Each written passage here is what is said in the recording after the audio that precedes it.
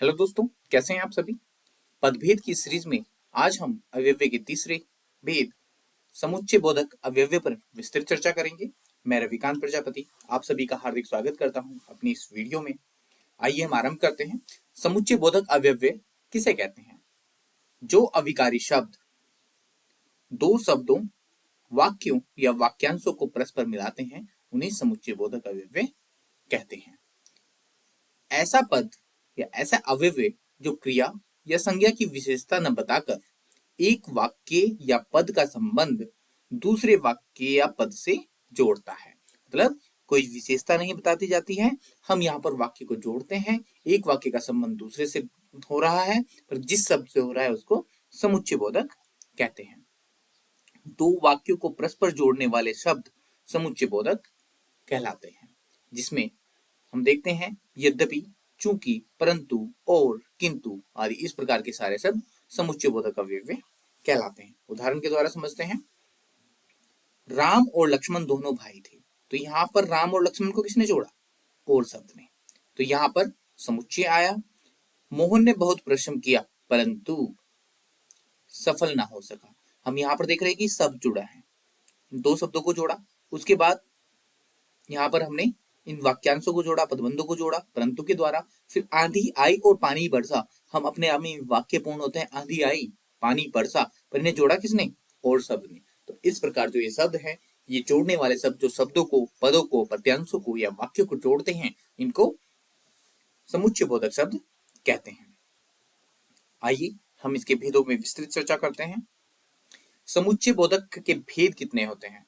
तो समुच्चय बोधक के दो मुख्य भेद हैं, जिनमें पहला है हमारा समानाधिकरण समुच्चय बोधक, जिसको कोऑर्डिनेटिव कंजक्शन कहते हैं, और दूसरा है वैधिकरण समुच्चय बोधक, सबऑर्डिनेटिव कंजक्शन।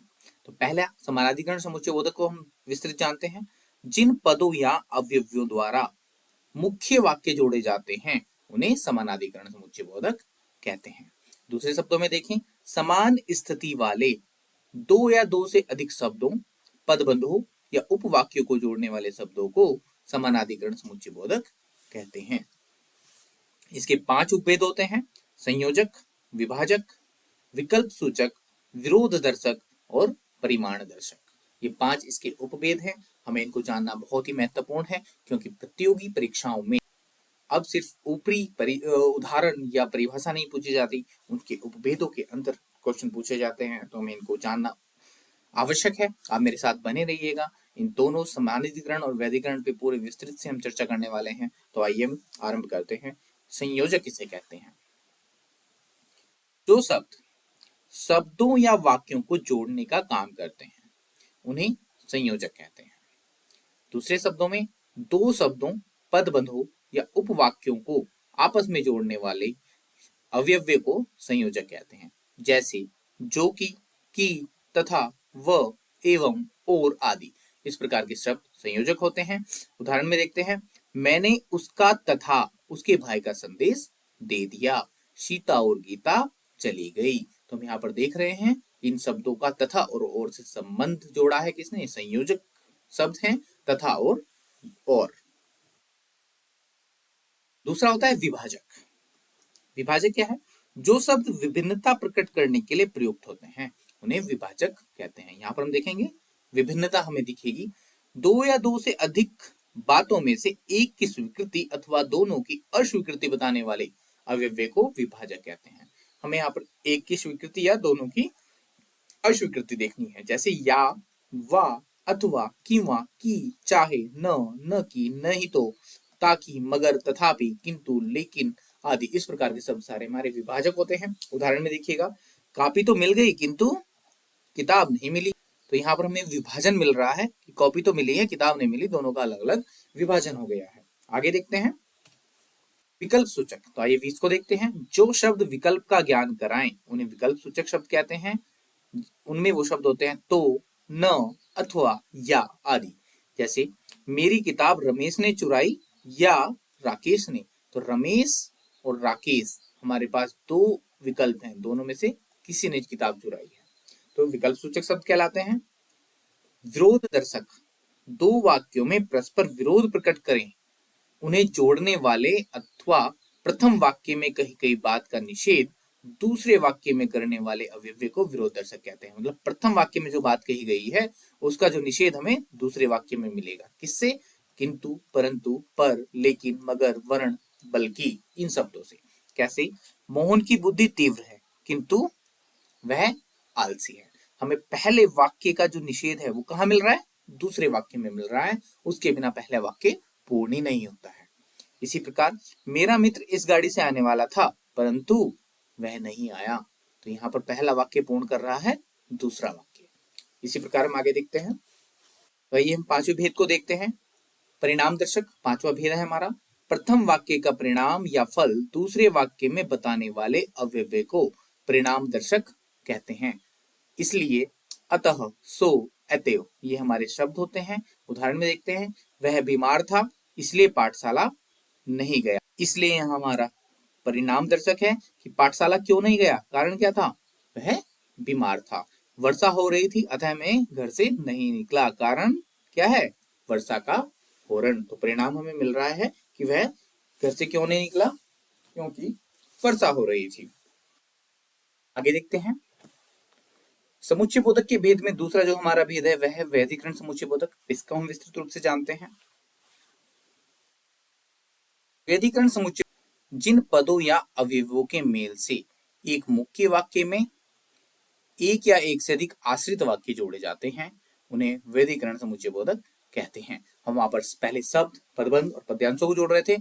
हम अब यहाँ एक वाक्य से दूसरे वाक्य को जोड़ रहे हैं। एक या एक से अधिक उपवाक्यों को मुख्य उपवाक्य से जोड़ने वाले अवयव को वैधिकरण समुच्चय बोधक कहते हैं। उदाहरण से देखते हैं। इसके चार उपभेद होते हैं। पहला कारणवाचक, उद्देश्यवाचक, संकेतवाचक और स्वरूपवाचक। आइए इन सभी को विस्तृत रूप से जानते हैं। पहला हमारा कारणवाचक है। कारणवाचक जिस अव्यय से पहले वाक्य के कार्य का कारण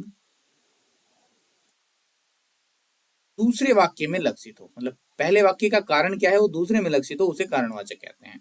जिसमें क्योंकि, जो कि, इसलिए, कि आदि शब्द आते हैं। उदाहरण से देखते हैं। मैं वहां नहीं आ सका, कारण क्या था? वर्षा हो रही थी। क्योंकि वर्षा हो रही थी। तो क्यों नहीं आ सका इसका हमें कारण दूसरे वाक्य में मिल रहा है। इससे पहले जब हम पढ़ रहे थे उसमें कारण पहले वाक्य में था। दूसरा देखते हैं। उद्देश्यवाचक क्या होता है?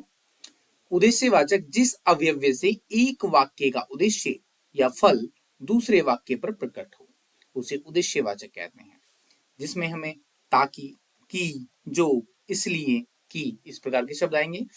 मैं वहां इसलिए गया था ताकि पुस्तक ले आऊं। ताकि हमारा एक संबंध बोधक शब्द हुआ। किस लिए गया था? कि पुस्तक ले आऊं। एक उद्देश्य था मेरा पुस्तक लाना, इसलिए मैं वहां पर गया था। राम इसलिए नहीं आया कि कहीं उसका अपमान ना हो जाए। इस उद्देश्य को देखते हुए वह नहीं आया। कारण हमें दूसरे वाक्य में प्रतीत हो रहे हैं, इसलिए इनको उद्देश्यवाचक संबंध बोधक शब्द कह सकते हैं। अगला है हमारा संकेतवाचक। जो अव्यय संकेत या शर्त एक वाक्य में बताकर दूसरे वाक्य में उसका फल संकेतित करे उसे संकेतवाचक कहते हैं। जैसे यदि, तो, यद्यपि, तथापि, जो, तो, चाहे, परंतु की। यदि समय मिला तो मैं अवश्य आऊंगा। यहाँ पर संकेत दिया गया है। यदि समय मिला तो, समय मिलने का संकेत है, तो मैं अवश्य आऊंगा, ये तो प्रकार। यद्यपि मैंने निवेदन किया तथापि वे नहीं माने। तो यद्यपि और तथापि दोनों हमारे संकेत कहलाते हैं। अगला है हमारा स्वरूपवाचक, जो हमारा चौथा भेद है। जो अव्यय दो उपवाक्यों को इस प्रकार जोड़े कि पहले वाक्य का स्वरूप दूसरे वाक्य से स्पष्ट हो। यहाँ पर हमें एक का स्वरूप दूसरे में मिलेगा। जिसमें कि, जो, अर्थात, मानो शब्द आते हैं। उदाहरण, कृष्ण ने कहा कि, इसका स्वरूप हमें दूसरे से मिलेगा। मैं आज खाना नहीं खाऊंगा। उसने ठीक किया जो यहां चला आया। इस प्रकार हम देख रहे हैं कि पहले वाक्य का स्वरूप हमें दूसरे से स्पष्ट हो रहा है। यदि दूसरा नहीं होगा तो पहले का कोई औचित्य ही नहीं रहेगा। इस प्रकार स्वरूपवाचक बोधक आपने देखे। इस प्रकार यह वीडियो भी पूरा होता है और आपको वीडियो देखने के लिए बहुत बहुत धन्यवाद। यदि आपको बस वीडियो पसंद आ रही है तो मेरे चैनल को सब्सक्राइब अवश्य कीजिएगा, लाइक कीजिएगा। और यदि आपके कोई मित्र हैं जो हिंदी भाषा का ज्ञान रखना चाहते हैं या फिर प्रतियोगी परीक्षाओं की तैयारी कर रहे हैं तो उन तक भी इन वीडियो को अवश्य पहुंचाइएगा। आपका बहुत बहुत धन्यवाद। आभार।